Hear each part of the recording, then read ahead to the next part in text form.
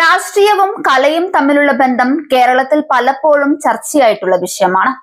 എന്നാൽ അടുത്ത കാലത്ത് ഈ ബന്ധം ആരോഗ്യകരമായ വിമർശനങ്ങളെ മറികടന്ന് വ്യക്തിപരമായ ആക്രമണങ്ങളിലേക്കും സാമൂഹ്യ മാധ്യമ വിചാരണകളിലേക്കും വഴിമാറുന്നുവെന്ന ആരോപണങ്ങൾ ശക്തമാക്കുന്നുണ്ട്.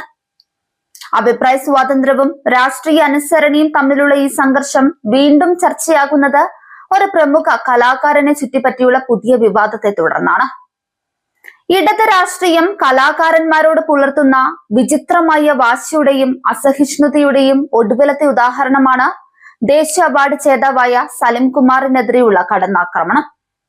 സാംസ്കാരിക നായകരും സിനിമാക്കാരും തങ്ങളുടെ ചൊൽപ്പടിക്ക് നിൽക്കണമെന്ന നിർബന്ധം ലംഘിക്കപ്പെടുമ്പോൾ അത് വ്യക്തിഹത്യയിലേക്കും പോലീസ് കേസുകളിലേക്കും വഴിമാറുന്ന കാഴ്ചയാണ് നമ്മൾ കാണുന്നത്. മുഖ്യമന്ത്രിയുടെ തള്ളലുകളെ ഹാസ്യരൂപേണ വിമർശിച്ചതിനും മെസ്സി വിവാദം തമാശയായി അവതരിപ്പിച്ചതിനുമാണ് സലിം കുമാറിനെതിരെ സഖാക്കൾ വാളെടുത്തിരിക്കുന്നത്.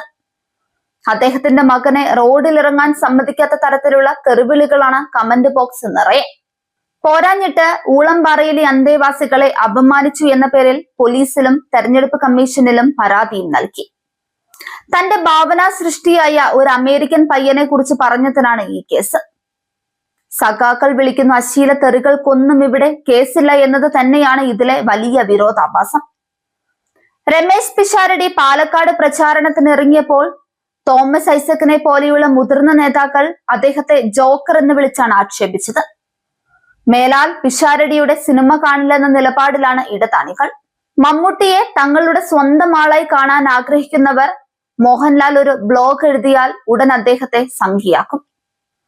കഴിഞ്ഞ തവണ ബാലുശ്ശേരിയിൽ മത്സരിച്ച ധർമ്മജന്റെ പപ്പും പൂടിയും പറിച്ചെടുത്താണ് സഖാക്കൾ അടങ്ങിയത്. BJP പ്രവർത്തകരെ ആരെങ്കിലും പിന്തുണച്ച് സംസാരിച്ചാൽ അവർ സംഘിയും ചാണകവും.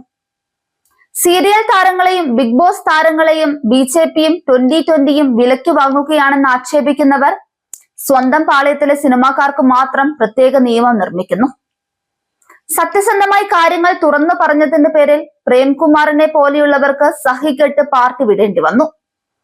പഴയ നക്സലൈറ്റ് വീര്യമുള്ളത് കൊണ്ട് മാത്രമാണ് ജോയ് മാത്യു ഇന്നും ഈ ആക്രമണങ്ങളെ നേരിട്ട് നിൽക്കുന്നത്.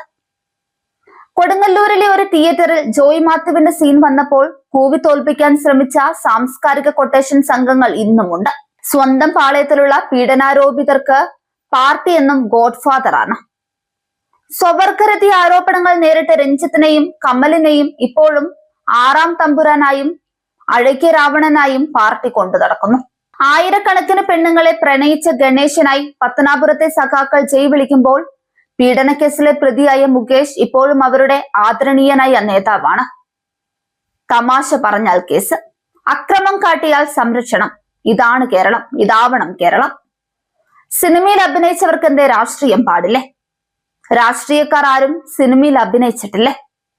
2020യുടെ സ്ഥാനാർത്ഥികളുടെ ഫോട്ടോയുമായി താരതമ്യപ്പെടുത്തിക്കൊണ്ട് ഇത് ബിഗ് ബോസിന്റെ പ്രഡിക്ഷൻ ലിസ്റ്റ് അല്ല, BJPയുടെ സ്ഥാനാർത്ഥി പട്ടികയാണെന്ന് ഒരു ട്രോൾ കണ്ടിരുന്നു.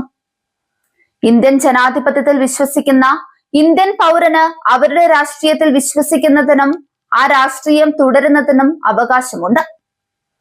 ഇത് സ്ഥാനാർത്ഥിയാക്കുന്നവൻ എതിർചേരിയിലാണെങ്കിൽ അവന്റെ കഥ തീർത്തു എന്ന് തന്നെ പറയണം. മറ്റുള്ളവരുടെ ലൈഫ് കുത്തിപ്പൊക്കി അവരുടെ ഭാവി കുളം തോണ്ടാൻ നിൽക്കാതെ ഉള്ള സമയം പോയി 2 വോട്ട് പിടിക്കാൻ നോക്ക്. അല്ലെങ്കിൽ എല്ലാവർക്കും മനസ്സിലാവും നിങ്ങൾ കായെറിഞ്ഞാണ് നിങ്ങൾക്ക് അനുകൂല സർവേ ഫലം ഉണ്ടാക്കിയതെന്ന്.